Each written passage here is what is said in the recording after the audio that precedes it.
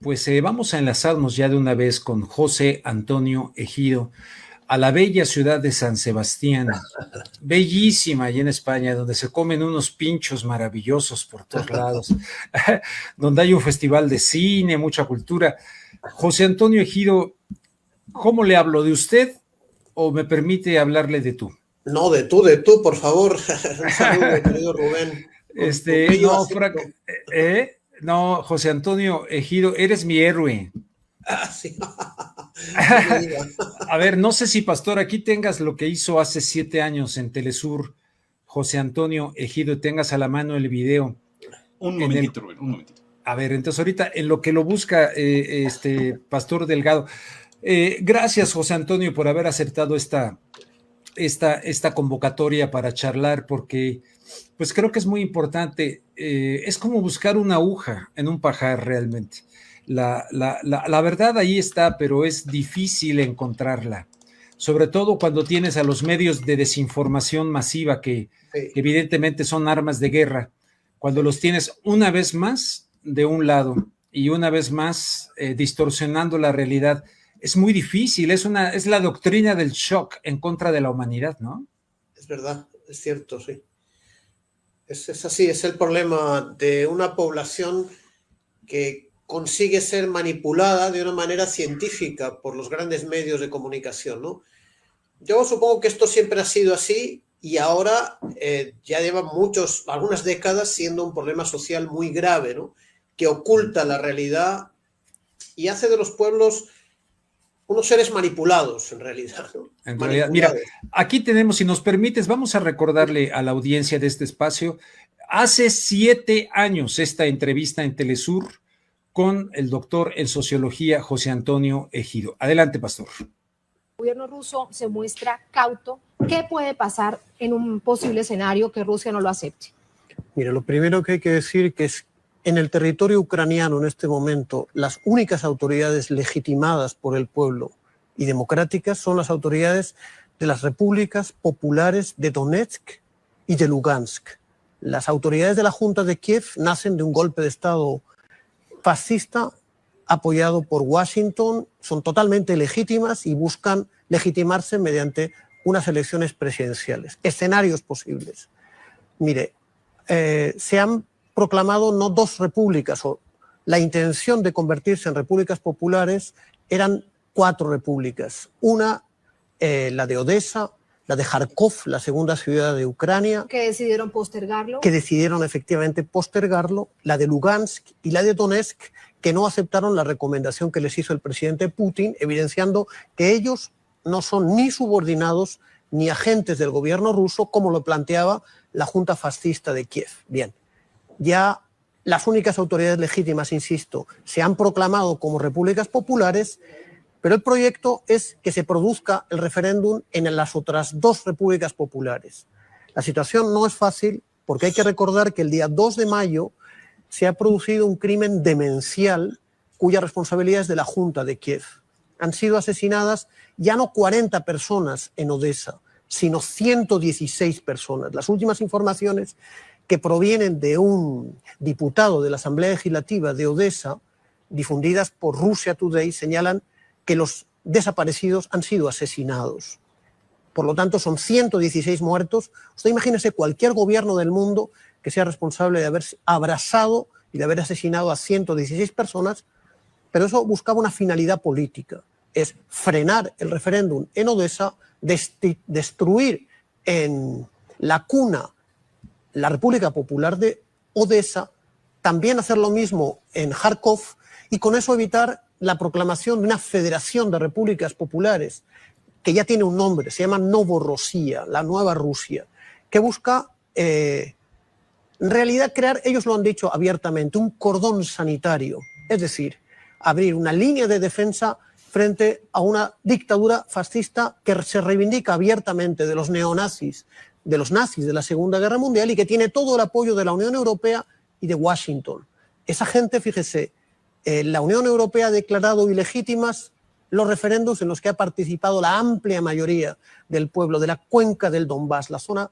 Una de las zonas... La dejé de escuchar, Pastor. Y viene la parte más Rubén, un importante. Y viene la parte más importante. Que son en realidad agentes de los Estados Unidos. Ese mismo periódico que usted mencionaba, Bild and Sonntag, señalaba la semana pasada que hay decenas de agentes de la CIA y del FBI en funciones de asesoría, es decir, en funciones de dirección militar de estas operaciones. La última noticia, 400 mercenarios de Blackwater, la Guardia Nacional formada por nazis de Pravi Sector y los militares ucranianos que no han querido desertar. Entonces ya no es una guerra civil, es una guerra de agresión de una junta ilegítima controlada por los Estados Unidos frente a un nuevo sujeto de derecho internacional, que son dos repúblicas. Puede ocurrir que no sean aceptados en la Federación Rusa, entonces estaríamos en una situación que ya existe en el espacio soviético. Desde el año 92 hay una república que reivindica abiertamente el socialismo soviético, no reconocida por nadie, pero ampliamente existente, que es la República de Pridnestrovie, que está en torno al río Dnieper, entre Ucrania y Moldavia. Puede que entremos en una situación de hecho. Y en términos concretos, si se llega a presentar este escenario que usted plantea, ¿cómo van a vivir? ¿De dónde obtienen presupuesto? ¿Cómo obtienen todo lo que se necesita para conformar lo que significa vivir en medio de una sociedad y de una república? Mire, Ucrania vive la destrucción de 20 años de restauración criminal del capitalismo, pero esas dos repúblicas y esas dos regiones que se han convertido en repúblicas populares son la zona más rica de Ucrania. Son la zona minera, la zona industrial, la zona agrícola, donde se concentra el Producto Interno Bruto más importante de lo que fue una floreciente república industrial y agroindustrial. Ellos cuentan con la simpatía, con la solidaridad activa de lo que fue el segundo país más grande de la historia, que fue la Unión de las Repúblicas Socialistas Soviéticas. Hay un gran movimiento en todos los territorios de lo que fue la Unión Soviética en solidaridad con sus hermanos, no de raza. Eso no es un problema ni de raza, ni de cultura, ni de etnia. Es un problema de principios políticos. Ellos no quieren vivir bajo la bota de los asesinos nazis que fueron derrotados por sus abuelos en 1945. Mire usted el temple. Algo mucho más profundo. Mire el temple y la dignidad de esa población que en medio del terror, de la barbarie, de crímenes inauditos como el cometido en Mariupol, como el cometido en Odessa, han ido pacíficamente a votar, a firmar su voluntad democrática de ser libres, de ser independientes y de volver a restaurar la Unión Soviética, una Unión Soviética de nuevo tipo y de base popular. Eso es lo que desespera a Washington y a la Unión Europea. Y eso es, se lo pregunto, las razones por las que cada vez hay más presiones de la Unión Europea y de Estados Unidos contra Rusia. Claro. Así que, ¿hacia dónde veremos también ese escenario, profesor? Veremos más sanciones contra Rusia, pero ¿qué hará Rusia para defenderse? El gobierno de Putin tiene una presión importantísima de su pueblo y de la oposición comunista para que no deje sola a las repúblicas populares del este de Ucrania. Ahora se ha producido la incorporación de Crimea, que ya perteneció a la República Socialista Federativa de Rusia, y vamos a ver si Putin acepta la presión del pueblo ruso, pero del pueblo de Belarus, del pueblo de Moldavia, del pueblo de Letonia, del pueblo de Kazajstán, de los hermanos soviéticos, de todas las nacionalidades, para que esos pueblos, esos millones de ciudadanos ucranianos no sigan el destino de los abrasados de Odessa. Entonces hay una situación realmente peligrosa donde estamos realmente confiados en que los planes de los Estados Unidos van a fracasar. Ellos querían una Ucrania dentro de la OTAN para golpear a Rusia y hacer del Mar Negro un mar de la OTAN, y hemos visto que Crimea se incorpora a Rusia y los pueblos obreros, mineros de tradición soviética más firme de Ucrania han abierto una línea de defensa contra la Junta fascista de Kiev. En este movimiento geopolítico, ¿cuál cree usted que va a ser el papel de China? Lo que ocurre es cuanta más presión contra Rusia, contra la Federación Rusa, cuanta más sanciones, más alianza hay entre China y Rusia, que se convierte en un bloque cada vez más aliado estratégicamente, estrechamente, para hacer frente a la arrogancia de los Estados Unidos. Hay otro tema que preocupa bastante con respecto a la ultraderecha en el viejo continente, en Europa. El próximo 25 de mayo hay elecciones europeas, elecciones parlamentarias. ¿Hacia dónde usted ve que va a derivar esta ultraderecha que, por ejemplo, está sentada en Kiev, pero también la vemos en España, pero la vemos también a nivel local en Francia? El capitalismo en crisis recurre históricamente a la guerra, al fascismo y al racismo. El capitalismo imperialista apoya a fuerzas tan supuestamente democráticas como los asesinos de Al-Qaeda en Siria. Todos sabemos que es una creación de los Estados Unidos para sembrar el terror en los pueblos árabes y musulmanes, apoya a los abiertamente nazis de Kiev y apoya a otras fuerzas fascistas en el mundo. Entonces entramos en una situación bien delicada, donde se está dilucidando la posibilidad de la democracia, de la vida pacífica de las democracias, del propio género humano. Es muy significativo que han sido sancionados por los Estados Unidos los responsables de las juntas electorales de Lugansk y de Donetsk. Para los Estados Unidos, organizar elecciones democráticas es un crimen de terrorismo. Por lo tanto, los pueblos están llamados, como en el año 45, a derrotar al fascismo. Por último, profesor, ¿usted cree que veremos un enfrentamiento o una intervención militar en Ucrania? Ya se produce una intervención militar por parte de los Estados Unidos. Se ha producido la visita del jefe nada menos que de la CIA, seguida del jefe del vicepresidente de los Estados Unidos. Y hemos visto un enfrentamiento sangriento con decenas, centenares, tal vez miles de muertos. Y si el mundo, no solamente Rusia, China, el mundo no detiene la mano de los Estados Unidos, vamos a ver una guerra espantosa en Ucrania, como la vimos en el Cáucaso, como la vemos un poquito más abajo, que es Siria, cuya responsabilidad es fundamentalmente y únicamente de los Estados Unidos y de sus aliados. Pues ojalá que no se llegue a eso por el bien de la humanidad. Profesor, muchísimas gracias. Gracias a usted, muchas gracias. Habrá... Hace 7 años en Telesur, José Antonio Ejido, ¿cuáles fueron a grandes rasgos los elementos que te permitieron decir lo que dijiste ahí y que con gran precisión hoy lo estamos viendo en los hechos? Bueno, digamos que hay 3 elementos, por decirlo rápido, ¿no? Uno, que vengo siguiendo la pista desde mi tierna infancia del modus operandi de los Estados Unidos de Norteamérica, ¿no? No le voy a decir todos los libros que me marcaron, pero eso lo sigo haciendo. Luego tuve ocasión de hacerlo en Venezuela y conozco un poco cómo hacen. La segunda es específicamente en el tema de Ucrania. Hay un libro que me recomendó un autor belga, que ya está traducido al castellano, pero de un importante geoestratega norteamericano ya fallecido, de origen polaco, que ha sido el asesor principal del Partido Demócrata y sus presidentes, Carter, Obama. Sniebrzezinski. Exacto. Y te has de referir al del tablero de... El gran tablero mundial, que pone negro sobre blanco la cosa. Ahí sí.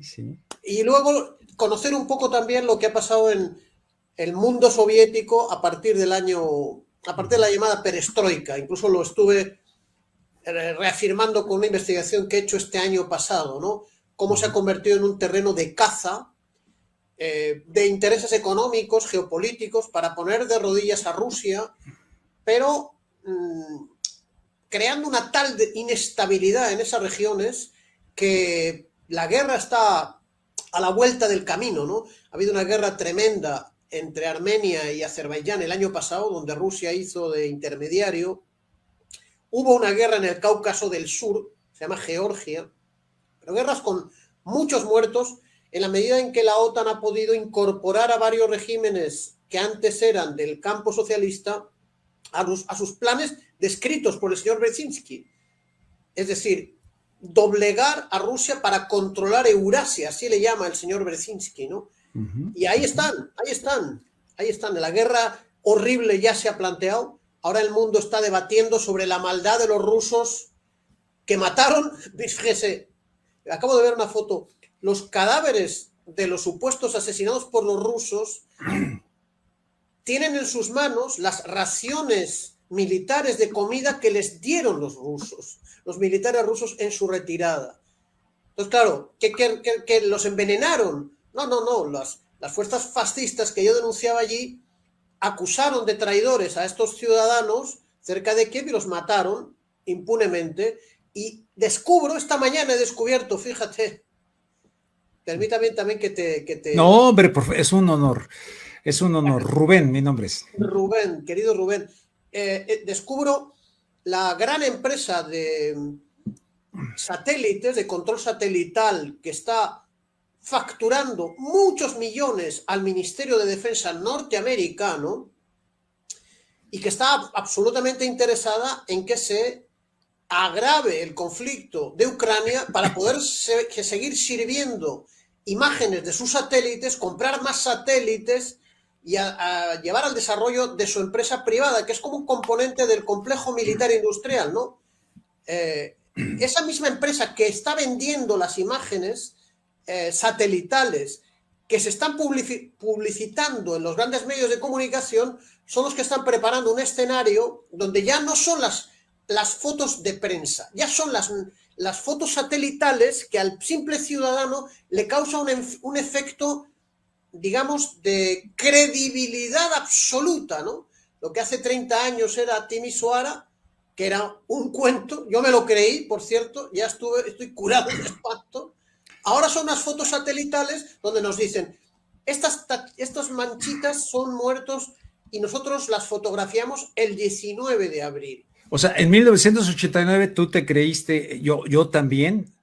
Sí. Y por ahí escuché en una entrevista que te hicieron que dijiste que hasta rompiste un libro de... No, yo mire, el primer viaje en mi vida, con el primer sueldo que gané, fue a Rumanía, a ver qué era eso del socialismo, y me traje un libro en francés de discursos del presidente Ceausescu, pero 10 años después yo me comí el cuento, como decimos en Venezuela, de que habían matado a pobres gentes, y quemé en un acto de indignación el libro de discursos del pobre Nicolau Ceausescu, que no tenía nada que ver. Luego, sí, hay que decir que yo era bastante torpe, ingenuo, y un amigo británico en Bilbao me dijo, pero tú fíjate bien en esas fotos. Esas fotos son personas que llevan bastante tiempo muertas, no son personas que acaban de asesinar. No hacía falta grandes cualidades tecnológicas. Yo le pedí disculpas a las alturas donde está Nicolae Ceausescu, porque él no tuvo absolutamente nada que ver, y New York Times pidió perdón. ¿Cómo es posible que vayan a pedir perdón ahora de la masacre de Bucha, ¿no? Y mientras tanto hay una población, una opinión pública en el mundo que está, digamos, alienada, es llevada por donde quieren los grandes poderes. Es algo muy triste y muy lamentable, ¿no? Hay una gran manipulación de los buenos sentimientos de la gente, ¿no? Y eso lo hacen con maestría tecnológica, y la humanidad no es capaz de conquistar el derecho a una buena información, a una información contrastada, donde la verdad es compartida, donde hay una deontología profesional periodística. No hay eso. En fin. ¿Qué significa deontología para...? La deontología es el código de honor profesional al que están obligados determinadas profesiones, sino todas. La deontología médica era incluso el juramento que tenían que hacer los médicos a una declaración de un médico griego, ¿no? Sobre asistir a la persona necesitada, no perjudicarla, hacer lo posible por salvar su vida. Bueno, los periodistas también, y los sociólogos también, y los ingenieros. Es un respeto al honor profesional, a la honestidad profesional, a los principios de la moral, que no es otra cosa que los principios que tenemos los humanos para vivir en común. No es una cosa quien piense que nos han venido los principios de las tablas de la ley, bueno, tiene todo su derecho, pero el ser humano necesita de principios morales, sin los cuales caemos en la barbarie absoluta. Y en estas cuestiones de guerra, imagínese, si una población es llevada a pensar que las víctimas son los verdugos y los verdugos son las víctimas, pues estamos en la anomía que decimos los sociólogos, el fin de la norma. Sí, el concepto de Durkheim, ¿no? Ese es un concepto de Emile Durkheim. Sí. La anomía, ¿no es cierto? Sí. De Durkheim o de Max Weber, no, de Durkheim, ¿no? Es un principio, es un tecnicismo que nos gusta decir para amortizar un poco los años que hemos pasado estudiando, ¿no? No, pero pues en esa estamos, donde, pero evidentemente quienes intentamos cuando descubrimos una serie de cosas, ir y decir, oiga, no, cuidado, pero hay esto, bueno, pues terminas de loco, teórico de la conspiración. Sí. Es difícil ir contra esa corriente donde está muy bien montada la mentira. Sí, sí, es verdad. Y uno encuentra también incluso en los Estados Unidos, ¿no? Que uno tiende a pensar, hombre, todo ese establishment, ¿no? Ese elemento de poder es contrario a la humanidad. Pues también en la alta sociedad norteamericana hay personas honestas que se enfrentan a determinados hechos y que no están dispuestos a corromperse moralmente, ¿no? Por ejemplo, Scott Reeder, fantástico. Él dice, mire, no hay armas de destrucción masiva, coño, no lo metieron en la cárcel de vaina. Sí. Y un fiscal general de los Estados Unidos, que él decía, mire... Perdón que te interrumpa, ahorita voy con el fiscal. Dice, para Durkheim, el debilitamiento de la moral es una patología de la sociedad. Sí. Anomía es todo síntoma causado por problemas morales de la sociedad. Las personas sufren anomia cuando las normas de la sociedad no los coercionan apropiadamente. Perdón, entonces, No, gracias. Entonces, estuviste de Scott Reeder, a quien tuve la oportunidad de tratar y de decir eso, no hay armas de destrucción masiva. Uy, me querían comer vivo, pero hablabas ahora de un fiscal. Un fiscal general ya fallecido de la época Kennedy. Hay que buscar el nombre, se me va un poco, pero es un hombre a considerar, porque este hombre, una vez ya fuera de su puesto de fiscal general, Attorney General, creo que se llama en los Estados Unidos. Sí, el fiscal general. Él se lanza a una campaña para denunciar el uso de uranio empobrecido en las guerras que lanzan los Estados Unidos en Irak y en Yugoslavia. Es Clark, ¿no se apellida Clark?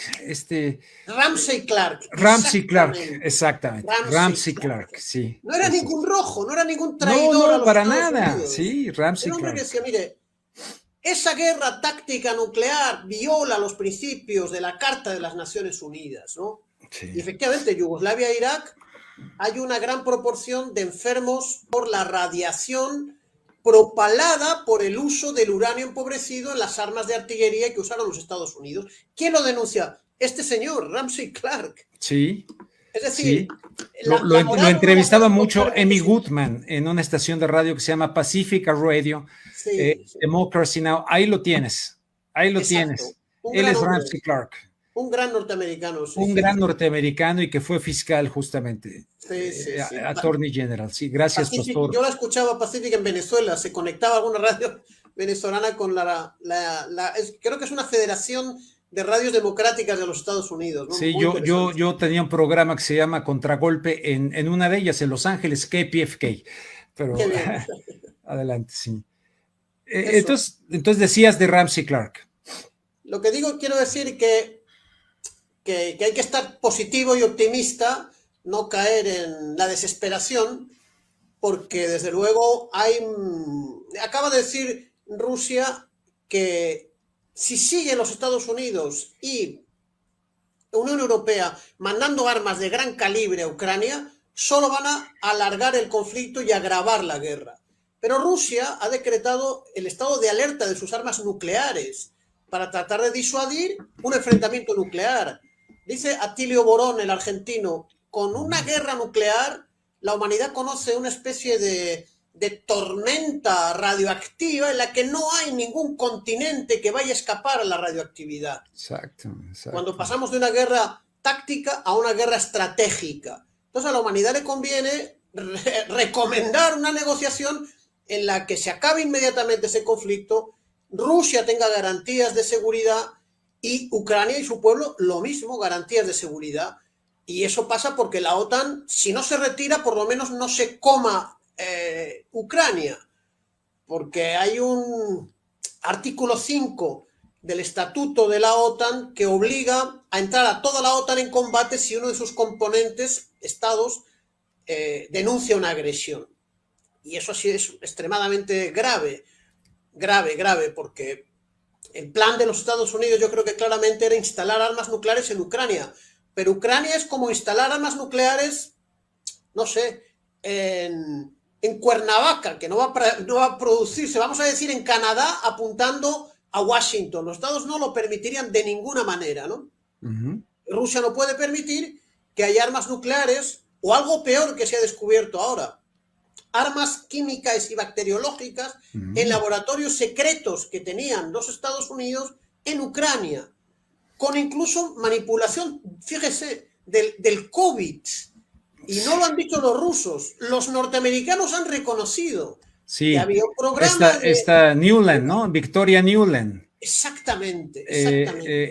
Ahí con con el republicano, ¿cómo se llama este? Sí, Victoria, que también se me hizo así medio extraño, que una mujer con esas tablas lo reconociera. ¿Estarían preparando un false flag operation?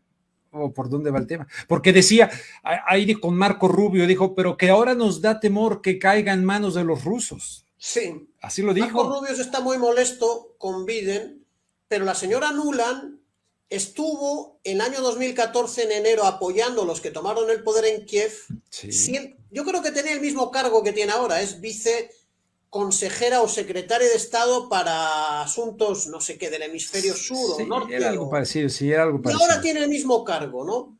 Entonces, no ha negado. Es curioso, hay algunas contradicciones dentro del propio establishment, ¿no? Porque Trump acusa a Biden de que su hijo ha hecho negocios, claro que su hijo ha hecho negocios allí, claro. Pero la cosa va más allá de tal o cual político, porque lo refleja el señor Brzezinski, que era demócrata, pero da lo mismo, porque no hay tantas diferencias. No hay.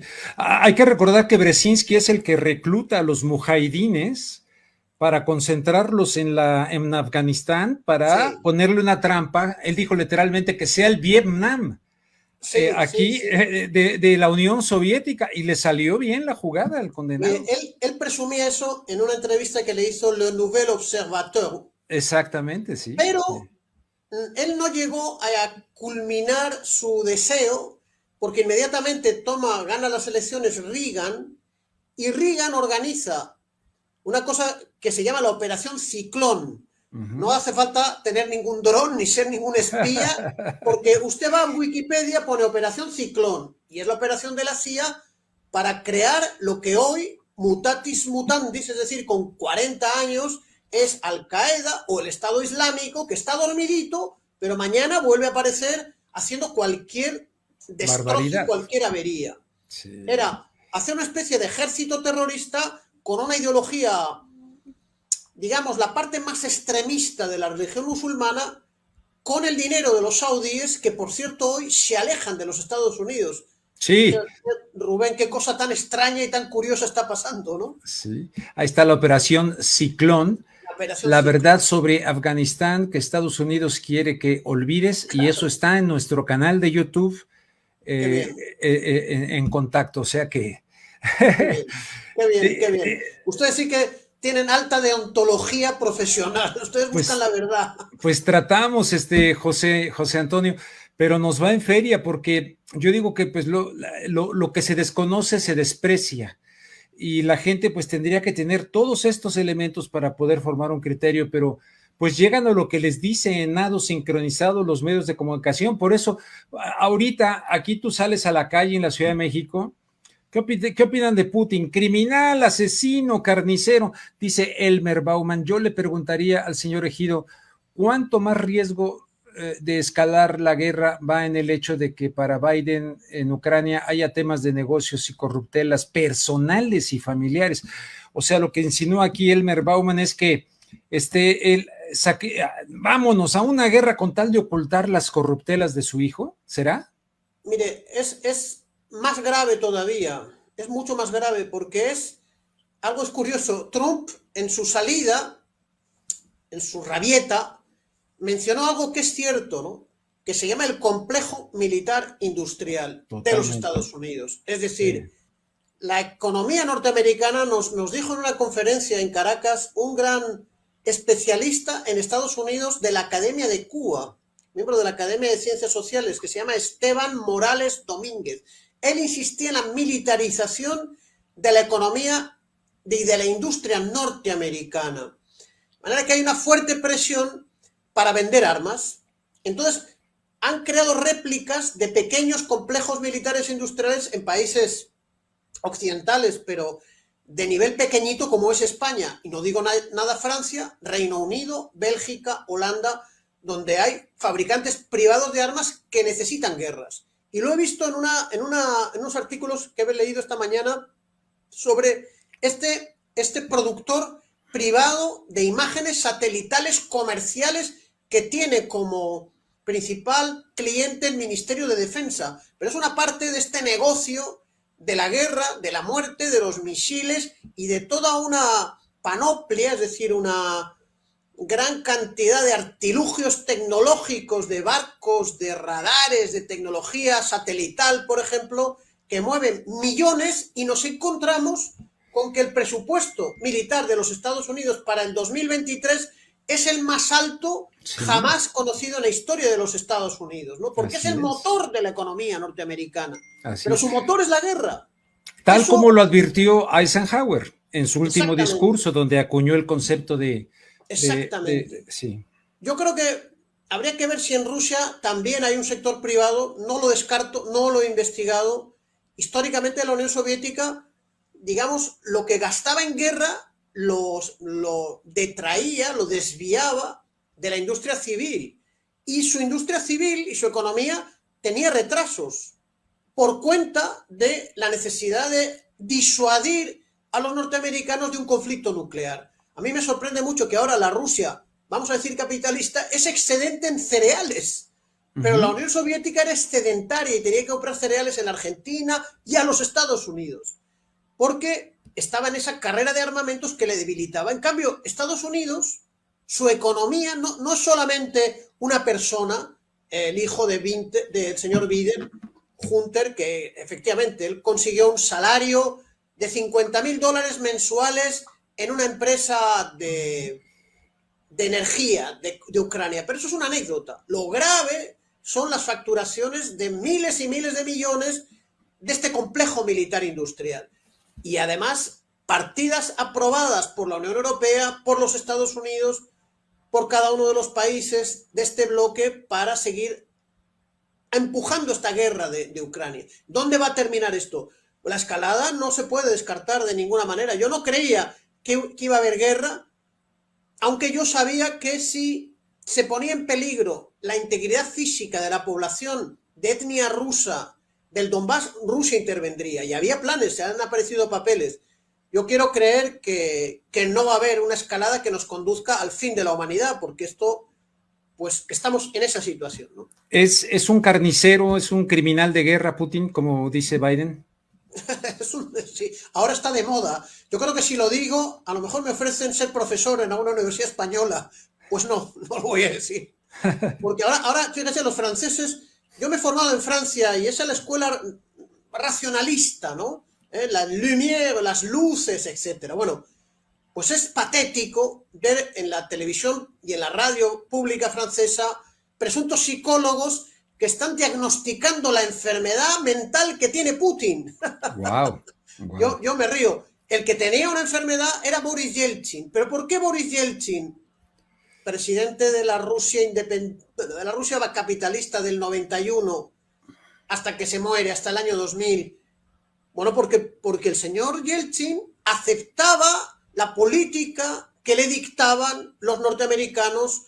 Por ejemplo, hay un profesor que se llama Jeffrey Sachs, que ahora da un giro, parece ser que a la bondad, pero en aquel momento, año 91, él dirige lo que se llama la terapia de choque, es decir, destruir la economía, colonizar la economía, destruir el sistema social, y los rusos, fíjese, están bajo el shock psicológico de lo que sufrieron en los 90. Millones de personas murieron, la demografía cayó, es decir, había más mortalidad que natalidad, cayó la esperanza de vida del país. De eso los medios occidentales no dicen nada, claro. Y además los recursos inmensos, infinitos recursos que tiene Rusia, en parte cayeron en manos de las grandes compañías, ¿no? Norteamericanas, europeas, etc. Entonces Yeltsin para los occidentales era una persona maravillosa, era alguien extraordinario, ¿no? Porque hizo el sueño de entregarles la economía. Ahí se sabe el nombre de los agentes, es increíble, los agentes norteamericanos que dirigían la economía norteamericana. Entonces, Putin representa el rechazo de toda Rusia, aunque la gente que se opone a Putin está de acuerdo en que si no se defienden luchando en Ucrania, terminará Rusia por desaparecer del mapa, porque ellos saben que había planes para dividir Rusia en 3, lo dice Brzezinski, yo creo que hasta 50 países. Rusia da para dividirla mucho. Porque en ese libro lo dice Brzezinski, creo que en el capítulo 4. Sí, usted lo ha estudiado muy bien, muy bien. Lo tengo que conseguir nuevamente porque yo creo que lo dejé en Estados Unidos, dejé muchos libros allá, pero voy a ir a la Gandhi a comprarlo, vale la pena, aunque se puede bajar por... Sí. Puede bajar, pero no te puedes llevar esto al baño, y a mí me gusta leer en el baño. Es verdad, a mí me pasa igual. Ahí lo dice Brzezinski, que además él, vaya, con solidaridad, Lech Walesa, el Papa, todo, vaya, hicieron ahí todo un rollo para terminar con el tema de la Unión Soviética, hay que decirlo, ¿no? El Papa Juan Pablo II. También un asesor del Partido Republicano que se llama Paul Wolfowitz, con W, Wolfowitz, y lo ha repetido un escrito de la Rand Corporation, que es un centro de pensamiento que trabaja para el Pentágono en 2019, es decir, hay que leerles a los norteamericanos porque suelen decir lo que quieren hacer, ¿no? Sí. Esta Rand Corporation es donde Daniel Ellsberg fue el que filtró los papeles del Pentágono, del caso de Vietnam. Sí, en los años 70, ¿verdad? Sí, por ahí sí, que los filtró al Washington Post, New York Times, que no le hicieron caso, era tremendo escándalo, digamos que fue antes que ¿cómo se llama? El de Wikileaks, no, el de Wikileaks, fue el héroe, ¿no? Sí, el previo. Sí. Para ir sintetizando, entonces, ¿qué crees que sea lo más importante que debemos saber en medio de este mar de propaganda? Yo quisimos poner esto, ¿no? Como ejemplo emblemático, hemos puesto también esta niña que había sido la hija del embajador de Kuwait en Estados Unidos, que una agencia de publicidad, en ese eufemismo para propaganda que inventó el sobrino de Sigmund Freud, Edward Bernays, desde la Primera Guerra Mundial, que participó ahí con Wilson para torcerle el cerebro al pueblo norteamericano y que apoyara la guerra, en fin, y que apoyó el golpe de Estado en Guatemala porque vivió tanto en contra de Jacobo Arbenz, en fin, ese personaje, padre de la propaganda, que ahora hay mucha gente especializada en ese asunto, ¿no? ¿Qué sientes que debemos, la gente que me sigue aquí en términos generales es gente honesta que busca la verdad? ¿Qué debemos saber sobre esta guerra? A mí me da la impresión, yo no puedo apoyar la guerra bajo ningún concepto. Donde mueran inocentes, estoy en contra, pero me da la impresión que para Rusia era ya un problema existencial. Sí. ¿O no? ¿Qué duda cabe que la guerra es un fracaso de las relaciones humanas y del sistema social creado y que nos retrotrae a la Edad Media, a la antigüedad, a un mundo primitivo del que se supone que tenemos que salir, con la particularidad de que ahora no son piedras las que nos tiramos, ni flechas, sino una tecnología pavorosa. Exacto. De una mortalidad tremenda y fulminante, ¿no? Yo creo que hay que imponer, es necesario movilizar a la opinión pública mundial con el eslogan muy simple y muy básico de la paz. Hay que evitar los conflictos. Putin estuvo pidiendo garantías de seguridad y los norteamericanos no se la daban. El famoso discurso de Múnich de Putin, ahí delante ahí estaba el McCain y todo, no le hicieron caso. No le hicieron caso. Putin sabe que hay en el Donbass, en una parte de Ucrania, personas que se han enfrentado al gobierno actual ucraniano, pero le tienen idea, ¿no? Es decir, no les gusta que durante 8 años Rusia no les haya ayudado, porque Rusia no se quería meter. Es decir, Putin, que ya mandaba hace 8 años, no quería ayudar a las personas de Ucrania que han sufrido, que según las Naciones Unidas, hay 14.000 muertos, responsabilidad de la guerra del gobierno de Kiev, apoyado por la señora Nuland y por la OTAN, contra la población del este de Ucrania. Y Rusia no movió un dedo. Sí. Entonces, ¿no cree usted que Putin es sanguinario y que ha... No, hay gente que le dice, mire, Putin, usted nos tenía que haber ayudado antes, ¿sabe? Usted ha sido un cobarde, ¿no? Pero estaba con el agua al cuello, realmente, con el agua al cuello. Porque simplemente la pregunta es, ¿en Nueva California tolerarían los norteamericanos una base de misiles nucleares que apuntase a California o a Los Ángeles o a Washington?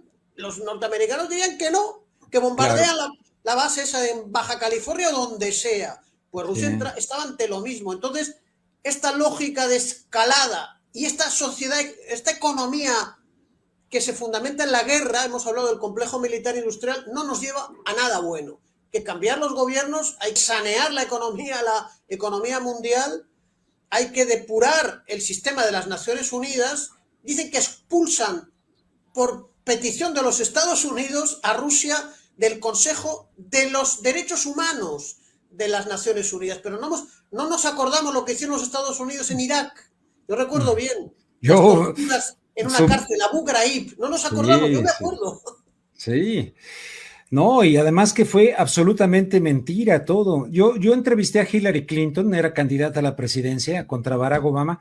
Le digo, oiga, ¿cómo es posible que usted haya votado a favor de la guerra? Porque votó a favor de la guerra. Y le echó la culpa a la CIA y que no sé qué, es que luego, oiga, pero como yo, un humilde obrero del micrófono de mexicano en un canal local, Telemundo 52, sabía yo que era una patraña, que no había armas de destrucción masiva. Le cité a Scott Reeder. Dice, bueno, to be continue. A continuar otro día la entrevista, Hillary Clinton. Sabían perfectamente. Sí. Y el joven premio Nobel de la Paz, Barack Obama, llega montado en un discurso antiguerra con toda la debacle el desprestigio de Bush, llega a la presidencia por presentarse como un antiguerra y luego ya en el poder pues se encarga de destruir Libia, Siria, tremendo, ¿no? Yo creo que tenemos que ver unos Estados Unidos con el espíritu de Abraham Lincoln y de Ramsey Clark, y no con el espíritu de Bush ni de Biden. Yo creo que se producirán cambios en este país, pero los tiene que empujar la humanidad entera. Y les toca a ustedes estar tan lejos de Dios y tan cerca de los Estados Unidos. La que México es la barrera del mundo, ¿sabe? Frente a este problema. Ahora el presidente mexicano dice que ya no estamos tan lejos de Dios, de Estados Unidos, y que estamos más cerca de Dios. Yo no lo creo, sinceramente, pero eso dice el presidente mexicano, que yo creo que le anda jugando un poco ahí al capotear el temporal. Sí. Doctor, ¿algo más que quieras decir, pastor? Tal vez leer algunos comentarios de la gente, inquietudes, algo para que, antes de que, pues no quiero abusar de José Antonio, pero evidentemente lo voy a seguir invitando y cuando porque esto está evolucionando tremendamente, ¿no? Que espero que no nos caigan bombas nucleares pronto así. No, y ya. Usted cuenta conmigo y cuenta con la admiración que siento a México, que es un gran país, a donde fueron nuestros abuelitos, el único país que recibió a nuestros abuelitos en el año 39, el general Lázaro Cárdenas lo recibió, ¿sabe? Cuando Exacto. No lo recibía nadie, eso no lo vamos a olvidar jamás. No, por supuesto, esta es una de las cosas que hace poco estuve con el hijo del general que se llama Cuauhtémoc Cárdenas, acaba de publicar un libro, y le voy a hacer una entrevista, a él le quiero hacer una entrevista a fondo, no una entrevistita así política. Ahora no lo quiere mucha gente porque ha criticado al actual presidente, pero en fin, José Antonio, entonces, llegaremos a una situación en la cual, bueno, es que dicen, se está jugando el nuevo orden mundial en Ucrania, se está jugando el nuevo orden mundial. Hay quien cree, el mismo Putin es parte del mismo orden mundial. El mismo Putin estaba metido en el Foro Económico Mundial con Klaus Schwab. El mismo Putin estaba en el tema, digamos, de la cuarta revolución industrial de Klaus Schwab. O sea, si quieres, de ahí nos acercamos a teorías de la conspiración o no, como le quieras llamar, pero ¿qué es verdad, qué es mentira en todo esto? Usted les escucha a los soviéticos y siempre hablan de nuestros aliados, los soviéticos, perdón, los rusos actuales. Sí, a los rusos. Entonces ellos hablan de nuestros aliados, nuestros socios occidentales. Uno piensa que ellos, el gobierno actual, ha querido tener buenas relaciones, pero no les han dejado, porque han notado que la relación debía de basarse con las reglas de la época Yeltsin, hacer lo que las grandes multinacionales y monopolios británicos, franceses, norteamericanos, canadienses, australianos hacían y dejaban hacer en Rusia. Si Rusia defiende su petróleo, su gas, su industria etcétera, ya entonces Putin es un asesino, es un criminal, viola los derechos humanos y no sé qué. Ahora, si se comporta como Yeltsin, o se comporta como Pinochet, o como, en fin. O pues como el mismo no tiene... Mikhail Gorbachev, ¿no?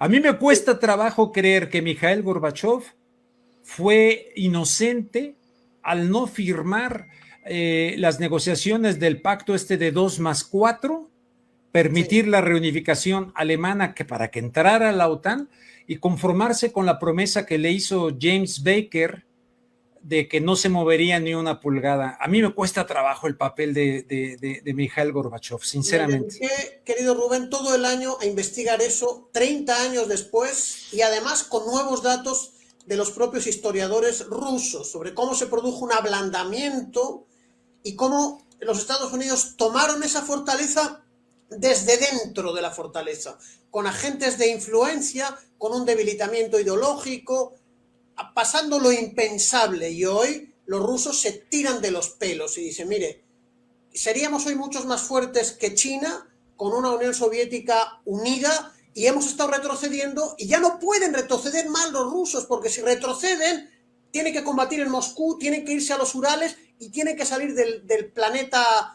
Ya no pueden retroceder más los rusos. Por eso la intervención en Siria era que estos de la Operación Ciclón no llevasen el terrorismo islamista al sur del Cáucaso y después a Moscú. Se sienten completamente rodeados y hay que detener esa agresividad. Lo mismo que pasa en América Latina, lo que dijeron de que América es para los americanos. Pues también han dicho, Rusia es para los americanos. Esta doctrina Monroe la aplican a Rusia, la aplican a China, la aplican a España, en fin. No, y la Unión Europea, hemos visto cuáles aliados, no son aliados, son vasallos. Son vasallos contra sus intereses. Contra sus propios intereses. Ruso. La economía alemana va a colapsar sin el gas ruso y votan contra Rusia. Es algo inexplicable realmente. Inexplicable. José Antonio, pues le seguimos, ¿no? Porque hay mucho por dónde entrarle, pero por lo pronto, respecto, ¿qué tan posible es que se haya hecho otro montaje al estilo de Rumanía de 1989? Un vil montaje en el que el New York Times tuvo que ofrecer disculpas. Es compleja la situación y hay indicios que hablan de montajes y elementos que no son coherentes. O sea, en Busha, me refiero a lo de Busha, ¿no? Que es lo que ahorita... Sí, lo de Busha, sí.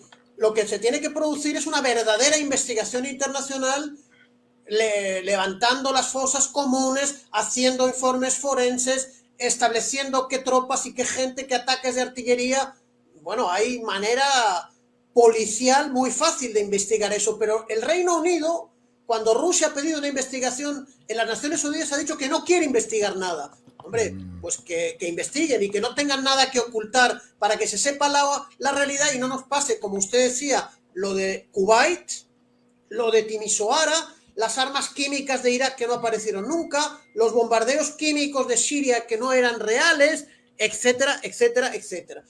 Por cierto, las elecciones en Venezuela que dijeron que eran trucadas y ahora le vemos a Biden pidiendo petróleo.